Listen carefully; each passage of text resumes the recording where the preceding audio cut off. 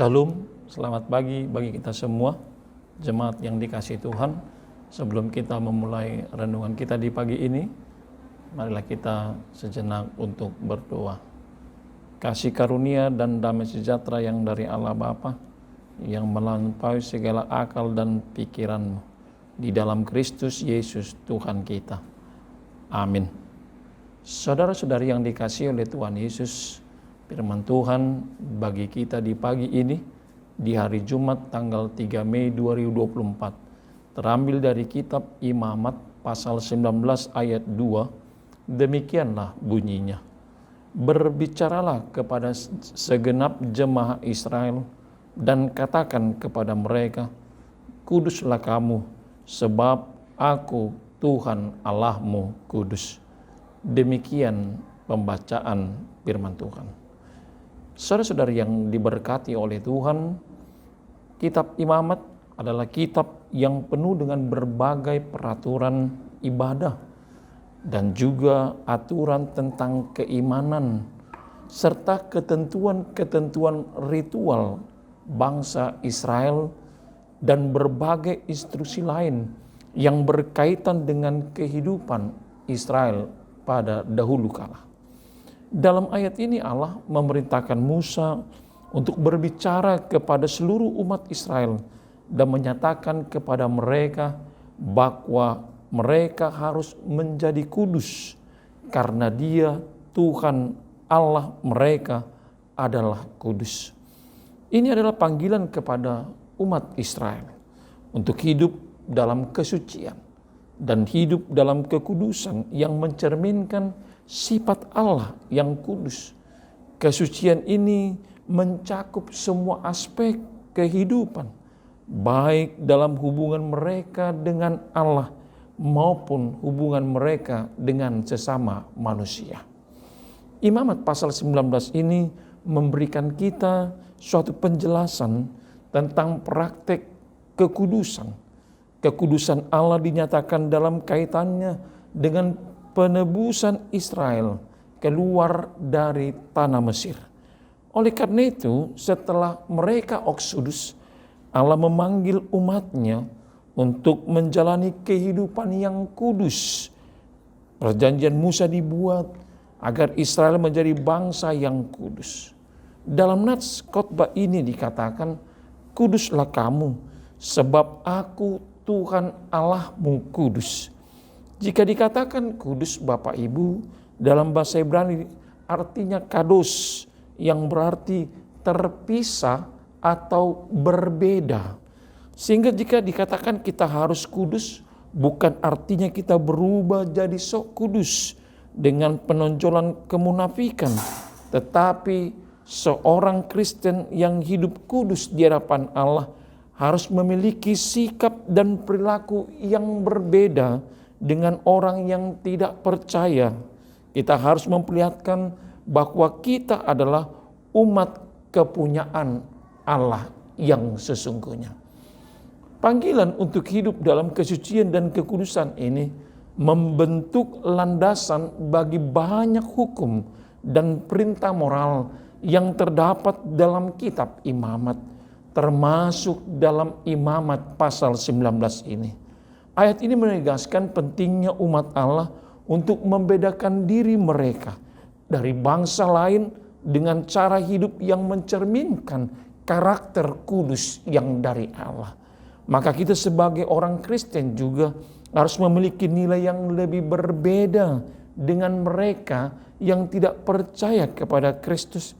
Ada sesuatu yang dapat ditiru, ada sesuatu yang dapat diteladani dari hidup kita sebagai orang percaya. Oleh karena itu dikatakan kudus adalah berbeda. Berbeda dalam perilaku kita, berbeda dalam hidup berkeluarga, berbeda dalam persekutuan kita kepada sesama manusia, dan bahkan kita juga berbeda, harus mempunyai perbedaan dalam menghadapi setiap musuh-musuh dalam kehidupan kita. Yang membuat kita kudus atau berbeda dengan orang yang tidak percaya adalah bahwa kita berbuat, kita bertindak dan berpikir bukan dengan cara duniawi, tetapi kita memakai cara-cara yang telah ditetapkan oleh Tuhan yang kudus itu. Untuk itu saudara-saudara yang diberkati oleh Tuhan, apa yang dapat menjadi refleksi dalam kehidupan kita seturut dengan perikop nas khotbah ini? Yang pertama adalah panggilan untuk hidup yang kudus. Khotbah ini menekankan pentingnya kesucian dan kekudusan dalam kehidupan sehari-hari bagi setiap umat Allah. Ini bisa mencakup suatu pengajaran tentang bagaimana kekudusan dalam kehidupan kita, termasuk kekudusan dalam percakapan kita, dalam pekerjaan kita, dalam setiap kegiatan kita, dan bahkan kekudusan secara moralitas pribadi kita, lepas pribadi maupun keluarga lepas keluarga, agar pernyataan hidup kudus kita secara pribadi, keluarga, pekerjaan dan lain sebagainya adalah merupakan suatu tuntunan dalam hidup kita menjadi yang ditunjukkan kesetiaan yang rohani ketika kita bersama dengan Tuhan yang kudus itu. Yang kedua adalah dikatakan tentang identitas Kristen. Kita mempunyai identitas sebagai umat Allah, sebagai orang yang dipanggil untuk menjadi kudus di dalam Dia. Untuk itu marilah kita selalu memperkokoh demi mempertahankan yang telah disematkan dan dimateraikan oleh Tuhan Allah. Kita juga adalah kudus sebab Tuhan Allahmu kudus. Dan yang terakhir ada dikatakan keteladanan Kristus. Khotbah ini mengajarkan kita bahwa Kristus sebagai teladan yang sempurna tentang bagaimana hidup kita untuk menuju kepada kesucian dan kekudusan. Inilah yang bisa menjadi satu kesempatan yang berarti ketika kita benar dan sungguh-sungguh mempelajari tentang ajaran teladan yang telah diberikan di dalam Yesus Kristus Tuhan kita, yang telah menunjukkan kesuciannya dan juga kekudusannya, agar kita kelak dan sampai Maranatha kita selalu seturut hidup mengikuti teladannya, agar kita juga menjadi kudus. Amin. Mari kita berdoa. Ialah Bapa kami yang di sorga, kami bersyukur Tuhan atas anugerah kehidupan di pagi yang indah ini.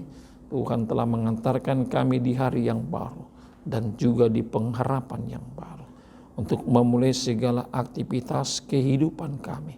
Tuhan telah menyinari dan juga menyirami hati kami dengan kebenaran firman Tuhan.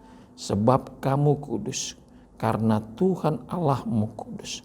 Untuk itu kiranya agar kami dapat memperkokoh dan mempertahankan kehidupan kami, dalam perilaku kami, dalam sikap kami, percakapan kami, perbuatan, dan di segala pekerjaan kami, secara moralitas pribadi dan juga kehidupan keluarga kami, agar kami menunjukkan satu kehidupan yang kudus bersama dengan Kristus Tuhan kami.